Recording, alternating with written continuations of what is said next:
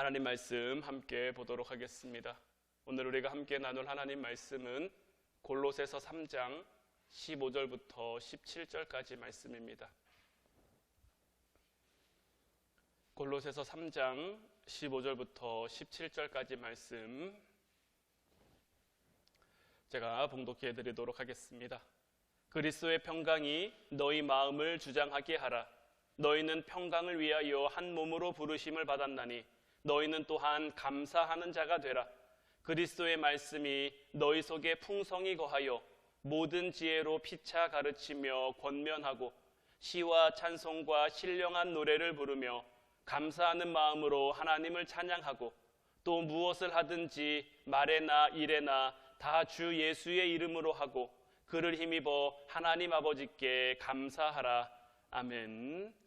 오늘 이 시간에는 감사함으로 기도하라는 제목 가지고 함께 은혜 나누기를 원하는데, 여러분들은 기도하실 때 기도를 어떻게 시작하시나요? 우리는 보통 기도를 시작할 때 하나님 아버지 감사합니다 이렇게 시작하는 경우가 굉장히 많죠.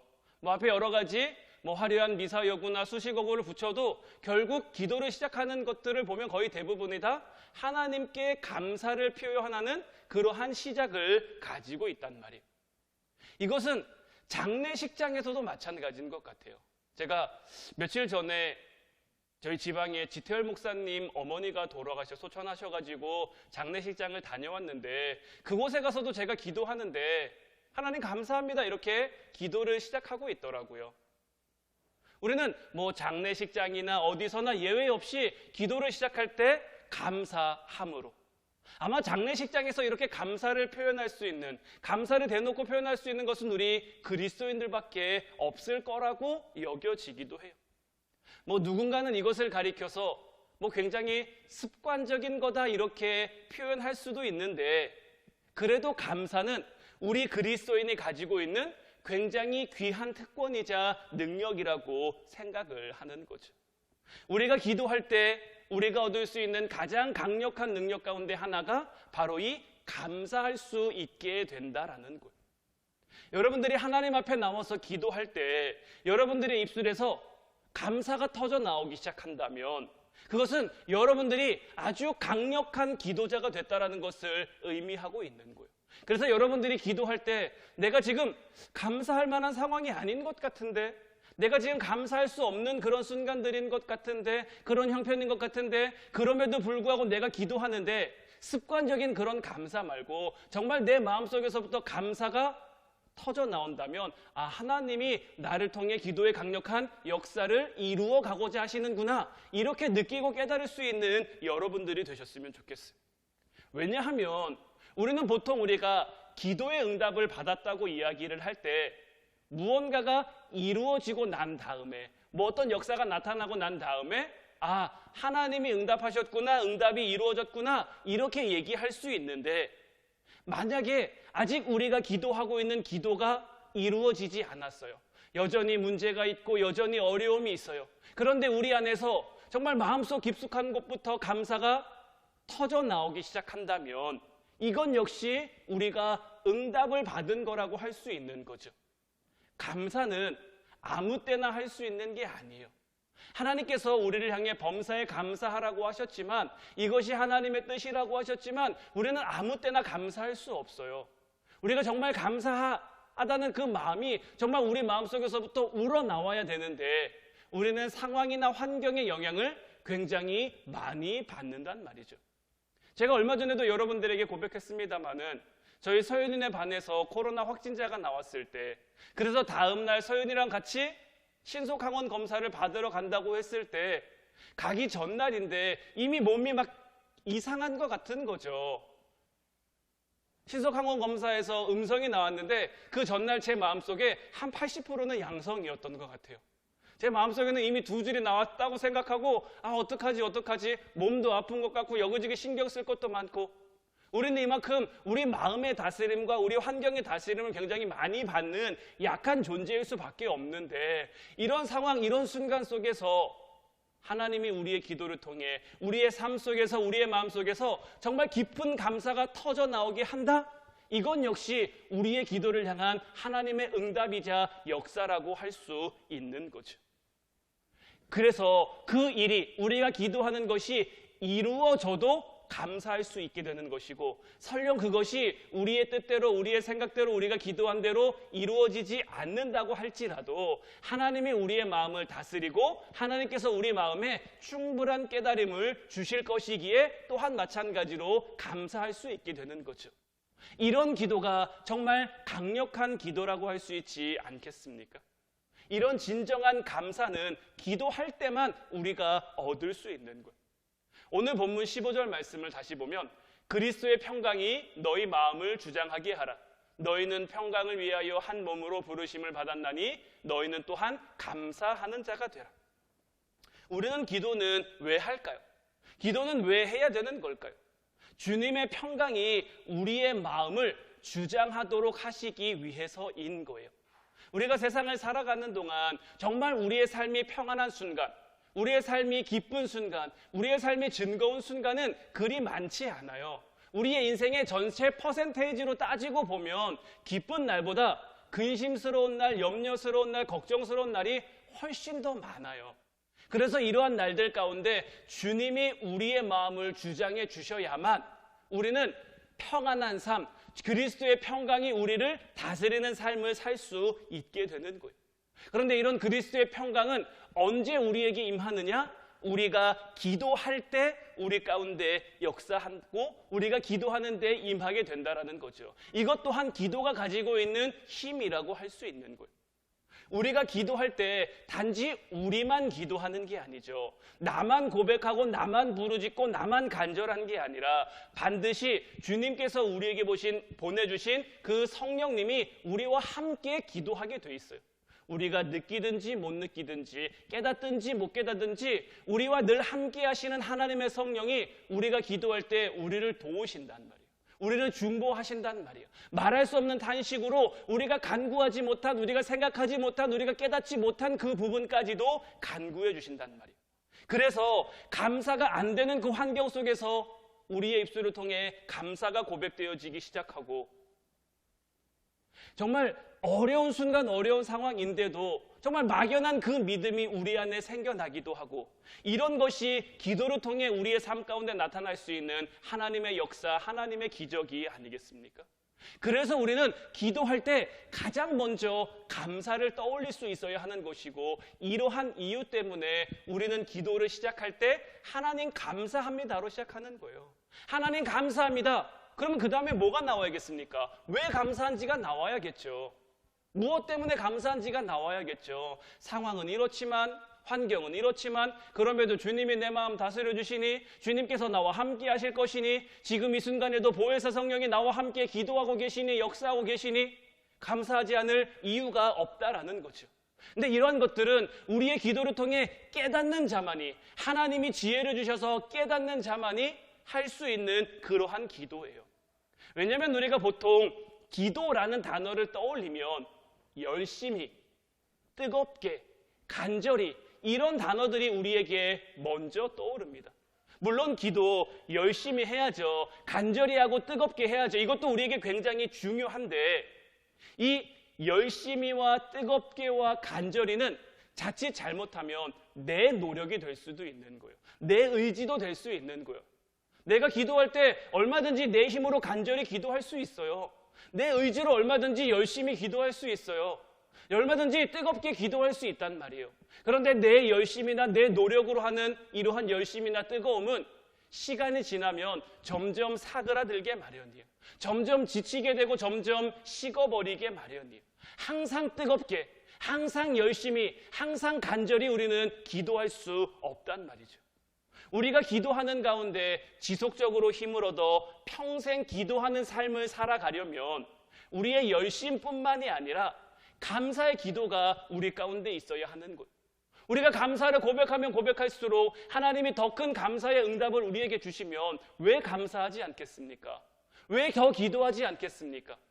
그런데 우리가 기도하면서 자꾸 감사의 기도보다는 우리가 바라는 것만, 우리가 원하는 것만, 이런 것들만 자꾸 쏟아놓고 가니까 그래서 왜 감사한지, 기도를 통해서 우리가 뭘 얻었는지, 뭘 깨달았는지 그것을 모르고 돌아갈 때가 많으니까 우리의 기도가 힘이 없는 기도, 능력이 없는 기도가 될 수밖에 없는 거죠.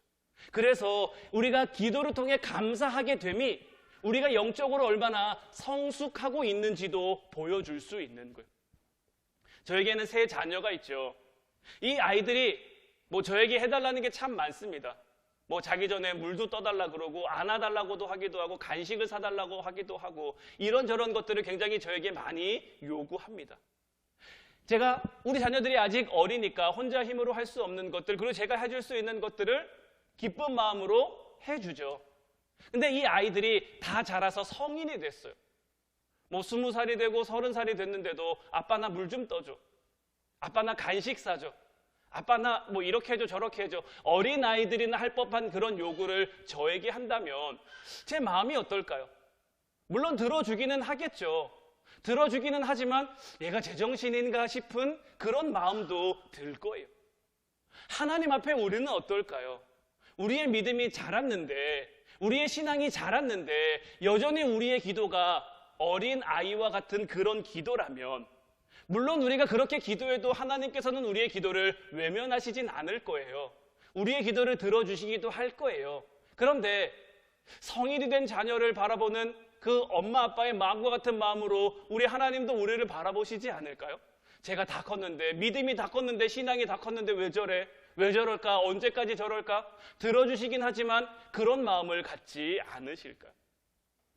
우리가 다 우리의 믿음이 점점 자라고 있는데, 하나님이 우리의 믿음을 자라게 하셨는데, 우리의 신앙을 자라게 하셨는데, 그럼에도 그렇게 하신다면, 우리가 그렇게 한다면 좀 하나님의 마음이 오히려 좀 속상할 수도 있는 거죠. 그래서 우리에게 필요한 게 뭐냐면, 오늘 본문 17절 말씀처럼 또 무엇을 하든지 말에나 일에나 다 주 예수의 이름으로 하고 그를 힘입어 하나님 아버지께 감사하라. 우리가 어떻게 기도해야 합니까? 우리의 기도에 강력한 감사를 더해야 하는 거예요. 주신 은혜에 감사하고 우리 삶의 자리에 감사하고 이런 감사를 더해 우리가 기도한다면 하나님께서 우리에게 더 큰 것을 맡기게 될 거예요. 이제 저도 서윤이가 이제 4학년쯤 되다 보니까 확실히 어렸을 때보다는 조금 더 믿음직해진 것도 있어요. 가끔 집사람이랑 제가 가까운 데 이제 외출하러 갈 때, 이제 잠깐 집안 마트를 갔다 온다든지 그럴 때 서연이에게 2 아이를 맡겨놓고 가도 크게 걱정이 되지 않을 정도로, 왜냐면 서연이가 그만큼 컸다는 거겠죠. 마찬가지로 우리의 믿음이, 우리의 신앙이 자랐다면 하나님께서 우리를 바라보시는, 우리에게 기대하시는 마음도 그만큼 자라셨을 것이고 우리에게 더 많은 것을 맡기고자 하실 거예요. 우리가 영적으로 성숙해져서 능히 감당할 수 있기 때문에 우리의 그러한 것들을 맡기실 거란 말이에요. 저는 예전에요, 엄마 아빠를 보면서 어른이 되면 다 그렇게 사는 줄 알았어요. 어른이 되면 자연스럽게 집도 있고요, 어른이 되면 자연스럽게 차도 있고요, 어른이 되면 자연스럽게 돈도 벌게 되고 그런 건 줄 알았는데, 막상 제가 자라면서 성인이 돼서 사회에 나와 살아가다 보니까 그렇게 살아가는 게 결코 쉬운 것만은 아니더라고요. 그냥 집 생기는 거 아니고요, 그냥 차 생기는 거 아니고요, 그냥 돈이 벌어지는 것도 아니고요. 우리가 우리의 삶 가운데 성실히 열심히 살아가야 그런 것들, 때로는 성실히 열심히 살아도 우리 마음대로 안 될 때가 많은 것이 우리네 인생이죠. 참 팍팍하고 참 힘들기도 하고 어렵기도 한데, 그런데 또 어떻습니까? 한편으로 보면 그래도 또 그런 대로 살아가고 있는 것 같아요. 부족한 것도 있고 모자란 것도 있지만 그래도 하나님 주신 은혜로 우리가 살아갈 수 있게 되는 것 같아서 저는 늘 저의 삶을 돌이켜 볼 때마다, 제가 지난 자리들을 돌아볼 때마다 하나님의 은혜를 고백하지 않을 수가 없겠더라고요. 여전히 부족하고 여전히 모자랐지만 그래도 부족한 저를 하나님의 일꾼으로 세워주시고 이 자리에 서게 하시고 이 교회에서 목회하게 하시고 여러분들과 함께 신앙생활하게 하시고 또 지금 이렇게 삶을 살아가게 하시니 왜 감사하지 않습니까?